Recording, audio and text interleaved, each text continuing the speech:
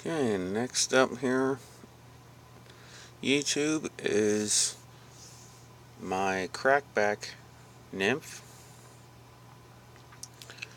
I found this pattern on YouTube as well, and I tied this up, and I believe this is a size 14, and I have a gold bead head on it.